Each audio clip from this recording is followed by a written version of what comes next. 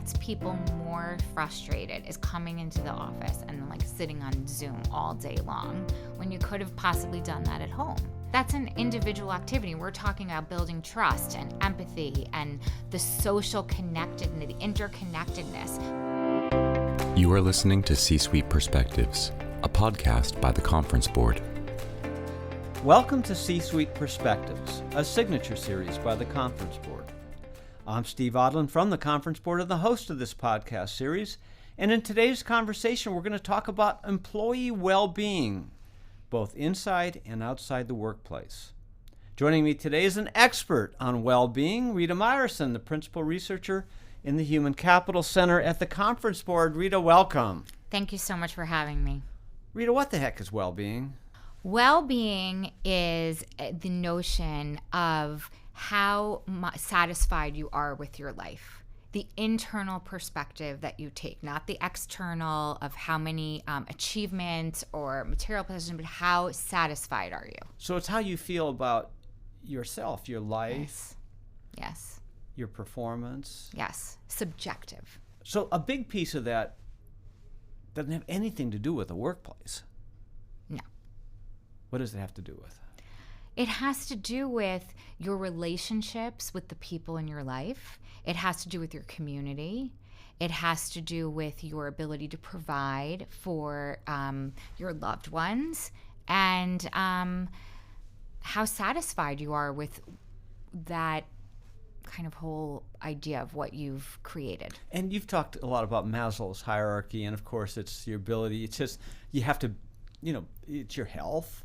It's your all of the aspects of that. It's the ability to feed your family. I mean, you ladder up here, right? So starting at food, clothing, and shelter at the bottom, yes, and then moving up towards relationships, safety, etc. So all of that goes into well-being, yes, right? None of that describes anything to do with the workplace. So that's all sitting outside the workplace. Yes. And we're coming out of a period of time from COVID where, wow, we have just really jolted a lot of people. They've been sitting at home. We're hearing about mental health issues skyrocketing. Yep. So there's a lot of stress out there in the environment, right? Yes.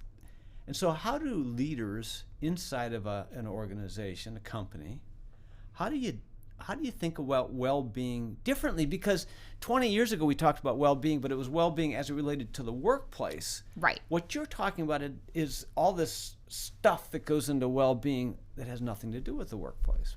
Exactly. So you as a leader have to be empathetic and think about your team members. What are they bringing to before they even get to work, whether they sign on and they're in a virtual environment or they're in the office or you're at an offsite? What are they bringing with them? So they might have family responsibilities, childcare, elder care. There is turmoil, economic uncertainty, geopolitical, community activity going on.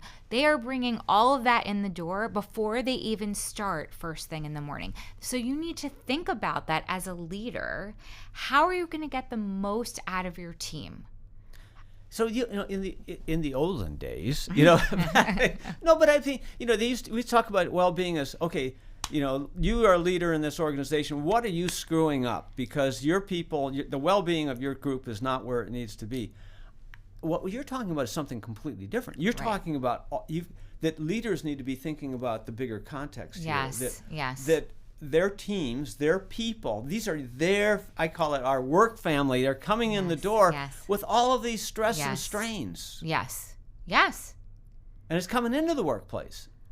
Right. So your job is to consider that, but also figure out how to get the work done and quiet the noise so that people can focus on what they're doing at their job, getting the work done, running the business, which quite honestly, purpose and interconnectedness are really important to well-being. And we see that. It impacts performance and people want to stay with the organization.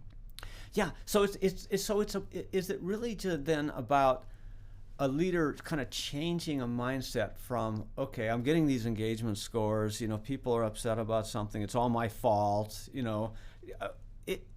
and changing it to, okay, there's a lot of stress these are my people. They have a lot of stress in their lives. What can I do as a leader in a company to help them as individuals, as people, in order to make them more productive in the workplace? Because you can't, I mean, if they're coming in a bundle of stress and they're worried about this and that, they can't even focus on the job. Right. And even think about the younger workforce too. It's more common to even talk about this. So it's an opportunity for you as a leader. And we know being a people leader is a really hard job, and it's ever more complex today. But it's an opportunity for you to think about how you are going to care for your people, show empathy, but also get the job, focus and get the job done. Help them focus on the task at hand, create collaboration, create innovation within your team. And that brings joy and increases well-being as well. So, the metaphor, I think, is, you talk about children in elementary school, and they can't focus on learning in school if their stomachs are empty. So the first thing that you do in order to enhance learning in an elementary program is you feed them, right? Right. It's not exactly the same in a workplace, but it's similar in that you have to feed, you have to take care of these other needs. Yes. In order then to make the workplace work today. Exactly, and it's a real paradigm shift for leaders to think that way, and it's an opportunity for them to say, how can I help and to use your analogy, feed my people, so that we're all able to move forward and create some good stuff. So leaders have to kind of make this mind shift from it's all my fault, even though it's like, well, what did I do wrong? So, but it's not that context. Mm-hmm. It's what can I do? It's what how can I help? How can I help? Mm-hmm. Yeah, and does it start with empathy? I think so. And we've seen many organizations kind of take that on. Microsoft weaving that into their business strategy, weaving that into their leadership capabilities. Walmart weaving that into store managers, both how they treat customers and how they treat employees. That's a fascinating, I having previously run a retail organization, we used to teach the store managers, if all you do is go around and kick your employees, well, they're going to go and the last person that's going to get kicked, and that is your customer, right? Because it cascades down. So part of this is, how do you interact with people to get the most out of them, to make them feel like they belong to this organization, and that will ooze over to your customers in the external environment. 100%. In having people feel supported and heard, and finding their own voice that they can bring, and the value that they bring to the team, and encouraging that, is the best thing that you can do as a leader. Now, you mentioned generation. So there's some people who've written that this Generation Z, they're psychotic. They're all messed up mentally. That doesn't sound right to me. I mean, but they're just young people in an earlier phase of their career, right? So but there is something to this generation who grew up in doing virtual graduations, I know. Virtual parties, virtual everything, and now they're having to interact with people, and that's weird for them. You're right, and I have a 19-year-old, and is he weird? No, good. Yeah, I goodness. think you guys would get along famously. No, he, they're a bit, I would say, just in my experience, and also being a professor, the sensitivity is higher, and they expect, and we know this from our research at the Conference Board, they expect organizations to take care of their well-being. That's something that they look for when they are deciding where they want to work, right? Does the organization care about me? And what are the values? What do they talk about? So I think it's just a bit more that they're just a little bit more tuned in to But that's an The interesting emotional component of it. And it's an interesting point because a lot of leaders go, well, yeah, of course I care about my people. And, well, how do they know that? Right. That's a really good. How do they know? If you're communicating that at a town hall or an executive communication, or being with your customers, or if you're doing earnings at CNBC, et cetera, that's okay and that's important. But the day-to-day interaction, how are you, probably goes a long way. You might have used that with when you were previously CEO in a retail space. So getting to know people. Yes. Spending time with people. Yes. And really, really caring. I mean, yes. But not everybody's wired that way. So, leaders are wired to, I'm going to get in, I got to get into this meeting, I got to deal with this plan, But you're not going to get any of that done and executed if the people around you are stressed out because of elder care or child care or their pipes are leaking. So you've got to get, it feels like, using Maslow's, there's a kind of a new Maslow hierarchy here, that you've got to build those relationships. You've got to build the empathy. You've got to have a safe place in the office in order for them to feel like they belong, and then in order for them to execute a plan or collaborate with each other. Yes. Talk about all that. Yes. So having this, wow, we covered so much there. So building the relationships, showing you care, and not everyone, so your extroverted employees are going to have different care needs than your more introverted employees. But we talked or maybe they'll just express them differently. Right. And you talked about, which I loved hearing earlier, it has to start from the heart and then go to the mind. And I think that's that's a big shift for us versus mind then heart. We talk about winning the hearts and minds. We need to make people feel respected. So how do we do that?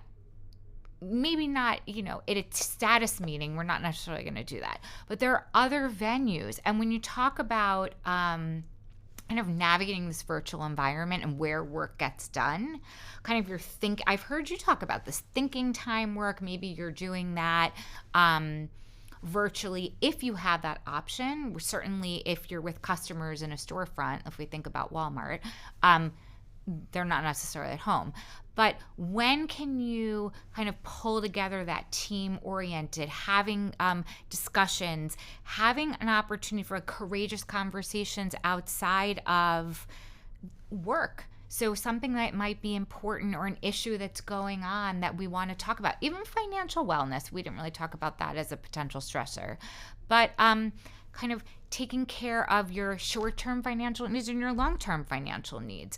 Social needs, you talked about LGBTQ, and that we had a conversation recently at the conference board where people were able to have, frank conversations about that. Safe conversation. Safe, right. Respectful conversation. Right. Yeah, so I think what you're saying is sort of the old-fashioned way of thinking about a workforce where their personal lives, were outside the front door to the building, their professional lives were inside, and so all we were going to focus on was their professional lives. I think what you're saying is that's all kind of come together now, and it's all this soup, and exactly, and that soup needs to be cared for in the work environment if you want the most out of those people, the best relationships, the best collaboration, the best interaction, the best teamwork. You can't ignore what they bring into the marketplace from their personal lives. Exactly. And think about what COVID brought to the table, right? For a period of time, a significant period of time, we were seeing people in their homes. And the lines became so blurred between personal and work. And that's where if we look at a catalyst for this, maybe that is something that we can consider. Also, the community aspect, the safe haven that work has become. People can express themselves at work, where maybe in certain communities, whether in the U.S. and globally, can't express all of your individual needs, but work becomes a safe place to do that. And so what you're saying is that there not only needs to be, I guess, a different attitude certainly from leadership, but within a company from a casual interaction standpoint, but also from maybe a more formalized approach? Yes. So in larger organizations where we see employee resource groups, where we see kind of this community, the connection, the inclusiveness that comes from kind of smaller groups, special interest groups. We also see, if you go to the programmatic well-being, let's talk just even the physical component, doing physical activity, focusing on healthy eating habits. There's also the financial well-being. So those components. But having an outlet and somewhere else to kind of build that community effort, that community feel, and that caring is, I think, very helpful for organizations today. And it's a nice way of it's an important way of taking care of your people. We're talking about well-being in the workplace. We're going to take a short break and be right back. What does the future of work mean for your employees? How will your company navigate ESG? Will there be a global recession? At the Conference Board, our experts translate the latest research and economic analysis into insights and real-time problem solving for your organization. Membership at the Conference Board provides your team with an assortment of knowledge, from economics, marketing and communications, ESG, public policy, and human capital. As a member, you'll have access to our center experts, member-exclusive events, data and benchmarking tools, and peer sharing that will help you understand the present and shape the future. Consider becoming a Conference Board member today by visiting www.conference-board.org. Welcome back to C-Suite Perspectives. I'm your host, Steve Odland from the Conference Board, and I'm joined today by Rita Meyerson, Principal Researcher in the Human Capital Center at the Conference Board. Okay, so Rita, we were talking before the break about well-being in the marketplace. Now, this whole notion of well-being being thought of not only in terms of what's going on in their work life, but what is going on in their whole life. Yes. Is kind of a new way of thinking for leaders. Yes. They haven't thought of it as their accountability for.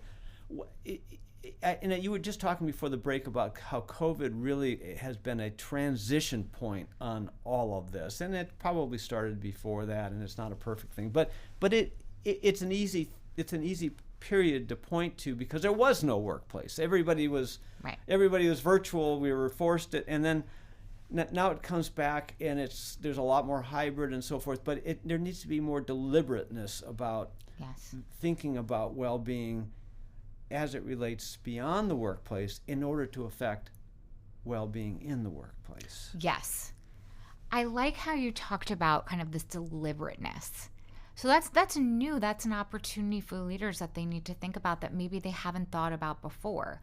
How are you bringing your people together to collaborate, to innovate, to discuss ideas, to have constructive conflict, to get to better solutions? Kind of in a knowledge sense, and even if from the knowledge workers, or even if you are, we talked about retail, for example, even if you're in a retail environment or you're in a healthcare environment, you're in a hospital, think about how you bring care and empathy to your teams. How do you respect the individual as well as respecting their ability to add value and get the work done? So am I just doing this for altruism? No, it's important. Well-being it's important from a humanistic standpoint, and it's very important for business results as well.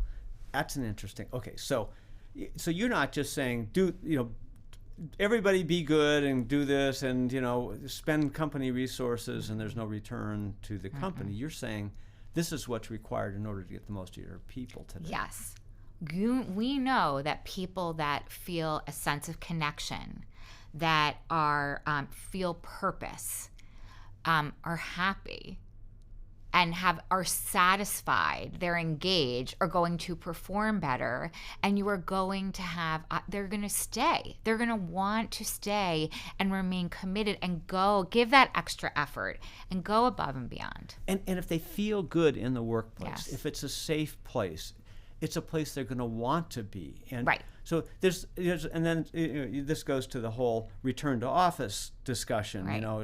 And they're using the stick to force people to come back to the office. Well, if this sounds more like the carrot, if you create the environment that's safe, that we care about you, and we're going to collaborate more, gosh, that's a far better place than sitting at home alone. Of course, they're going to want to see their colleagues. And they're friends. These are friends. Yes. And it goes to the Surgeon General kind of a recent alarm in 2023 of a loneliness epidemic. What better way to combat that than to create a place where people want to come and want to be, but you're also getting the work done? I mean, it really feels like it's a win-win across the board. So you talk to CEOs and they bang their head against the wall and they say, I care a lot about my employees and CHROs, C-suite people. I care a lot about them, but I don't know how to show it. I don't know what to do, and so therefore, because they haven't grown up in this kind of a more open sharing environment. You didn't talk religion, you didn't talk politics, you didn't talk about socioeconomic issues, geopolitical issues. You came into the workplace and you worked. Right. That is not what is producing the best, most productive workforce today. Right. What should they do different? How do they start? It's such a good question. And it could be overwhelming. And you could take small incremental steps. Well, it's scary, too, because you don't want to mess it up. Right. You don't want to be canceled. That. I hadn't thought of that. Now I'm nervous. No, don't be nervous. Well, one, it's not necessarily intuitive. You really need to think through this and preparing your leaders, coaching them through how to do this is really important. And each organization is going to be different, right? Think about culture. What's going to be most important to them? And what's most important to you from a CEO? What behaviors do you want your leaders to encourage from their employees, whether it's teamwork, it's care? How are you going to check in on care? Is it at the beginning of a meeting? Is it once a week? How are you? How are you doing? Hearing about what's going on in their personal life. Is it the beginning of the week? Is it the end of the week? Is it in the middle of the week? Maybe someone on your team went to a baseball game of their child, asking how that went. I understand you have deadlines that you need to meet, but that's in order to meet the deadlines, having someone you feel heard as a whole person is going to help you meet your deadlines. So there used to be this management by walking around, MBWA. Oh, yes. Maybe what we're saying is that there needs to be socialization by walking around, because we are all, I love that. We are all social animals. Yes.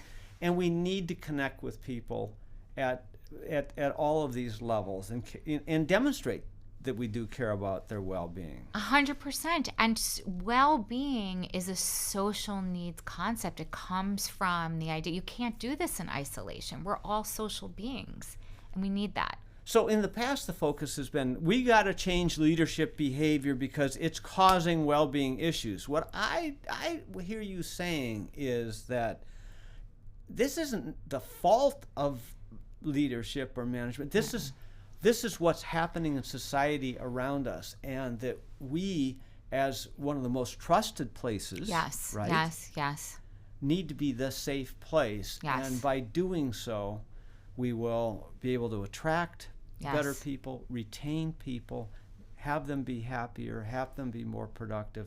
All the things that go really to the heart of Maslow's self-actualization. Yes, and on an economic level, when you think about this continuous tight labor market that we are in, and will continue to be in, this is so important. And who doesn't want to be in a place where people feel good, right? Don't you want to be on a team, even if you're not always winning? You want to feel good about it, and that's easy to do. Look, I wouldn't necessarily say easy, but it's doable. It's doable, but it has to be deliberate. Oh yes. So what are some deliberate things? So how do you start? So let's just say our listeners get this 100%. They align and they want to do this. How? You just call up HR and say, "Hey, get this done." Oh no. But you might be thinking that, like, oh, they'll solve it. No, this really needs to be at the responsibility of the C-suite. It needs to, from an executive sponsorship standpoint, right? So conceptually. But then how do you do it on the ground? And how do you, when you say this idea of holding leaders accountable or helping them be successful, how do you do that? You want to, it's as simple as potentially saying, all right, these are the few things that we'd like you to get done within a month or within a week. And here are some tips on how to do that. This, as simple as, how are you? How are you doing? Showing respect for your employees. Yeah, modeling the behavior. So it's got to start with not only thinking the behavior, it's got to be acting and modeling 100%. it. And then trying to make this a priority as a means to an end, right? Okay, so you've got a lot of people think through strategic planning. So the objective is the most productive workplace, the best customer relations, employee relations, ownership relations, all of your constituencies. If that's the objective, the strategies then are to engage with people from a true well-being, dealing with the issues that come into the workplace, but do so by creating this safe, empathetic environment, and that is a strategy which is a means to the end goal in all of this. So so for all of those left brain, really logical thinkers, is that a fair? I think it's boring expression. No, it's not boring. I think it's very fair. And again, you're coming back to the idea that creating an environment, creating a context, creating a team environment, that whether it's virtual or you're together, where it's pleasant and respectful, it's so productive. You will have it's going to benefit the well-being of your employees, and it's going to benefit your business. You said the word trust a few minutes ago. Yes. Trust is pretty important in this. Oh, yes. How do all these kind of behaviors that you're suggesting, how does that drive trust? Trust is becoming so much more important today, especially in organizations, than it has in the past. We know from the Edelman Trust Barometer that companies have become a very trustworthy environment. And young people, when we talked about earlier about generations, that's really important to them. So if they respect and they see high integrity and they see leaders that act in a way that that models what they're saying. Exactly. Say what they do, and they live their, I know it sounds so, live their values, but they operate that way. They act consistently. They're transparent. You're going to increase your trust. And that's what you want with your customer. Isn't that really what you want with that you're going to operate with your customers in that way? It's interesting when you think about trust, because people, I don't know that people say, I trust this building. No, that doesn't sound right. I trust this brick. I trust this company. I mean, it's not, you never hear that. You hear people say, I trust Jane. Right. Or I trust Juan. You're right. So trust is built at one person at a time. It's about people. Right. And so then I guess when you're thinking about developing a well-being plan, it starts with trust and behaviors. Yep. And you can teach that. I mean, you can 100%. Teach people. You can say, okay, just mark off in your calendar a half an hour every day so that you wander around, you say hello to people, you socialize. Because that's been a bad thing in companies. You're wasting time. Get back to work, right? But you're not wasting time. No, you're building relationships. And that's trust. A good thing because when you are in a tight deadline and you do need to get something done, you have the social capital in order to work hard during those more stressful times, or those more time sensitive or demanding. All right, for those people who've never thought about coming at it this way, where do you start? It's this mindset shift, but again, I think you got to start small, right? Because otherwise it could be completely overwhelming. But we can teach how you build trustworthy relationships. We can teach how to be respectful, empathy, How are you doing? Showing care. You talked about kind of walking around, but there's also, if you're working with a completely virtual team, doing some connections where you get the kind of that social interaction. And it's not all about what's going on in this particular product or a status update or a particular project. Maybe you need to be intentional, to your point, and set time aside where there's some social building and relationship building. And as you've said before, this is important in a hybrid world where Yes. you then disaggregate work, and the work that is done when people are alone is the heads down analytical work. But when they bring people together, use that time differently, not to Yes. try to put your head down, Right. in an office, but to engage, leave your calendars open, move around, build. So you can separate work by location, even as you think. So smart. And nothing gets people more frustrated as coming into the office and like sitting on Zoom all day long when you could have possibly done that at home. So think about, and that's an individual activity. We're talking about building trust and empathy and the social connectedness, the interconnectedness. Try and it can't always be, it's can't perfect, but try and get people in the office maybe on the same days. Do lunches, do a breakfast, do a discussion. And if you're going to do a discussion, think about this. Maybe link something conceptual to what might be applied to on a project that you're working on, but make it, maybe bring in a book or a speaker or a TED Talk or something. But there's an intentional discussion. That is a great way to build trust on an individual team. Rita, I think we're going to be talking more about this in the future, don't you? I do. I do. And we are seeing policymakers are moving more towards well-being as an indicator beyond even GDP, going beyond that. So yes. Lots more to come. Rita Meyerson, thanks for being with us today. Thank you so much for having me. And thanks to all of you for listening in to C-Suite Perspectives. Every week I'll be joined by a prominent thought leader to talk about the issues of our time. Stay tuned in. I'm Steve Odland, and this series has been brought to you by the Conference Board.